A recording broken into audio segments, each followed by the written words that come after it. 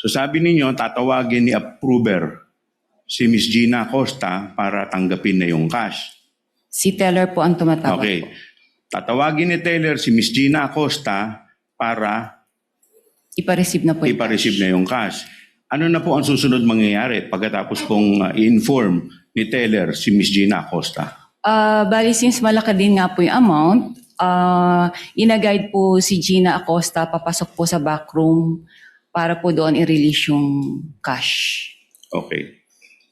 Ngayon, may binabanggit po kayong backroom. Sino-sino po ang nasa backroom kung alam po ninyo?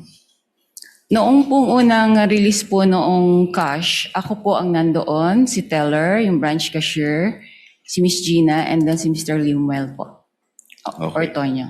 So pagdating ninyo sa backroom, ano na po yung mga sumunod na pangyayari kung meron man po? Nirelease po yung ng teller po, after po ma-receive, doon sa cheque po, yung payment received, nirelease na po ni teller yung cash kay Miss Gina in packs po siya, worth 1 million each po. Okay, so maalala po ba ninyo kung ilang packs po ang nirelease kay Miss Gina Acosta? Bali, 125 packs po yun. 125 packs. Okay. Now, pagkatapos pong i-release itong pera in packs, in 125 packs, ano na po ang susunod na mangyayari? Bali, nilalagay na po nila yon sa dala po nilang bags. Okay. Ngayon, meron po kayong binanggit na bag.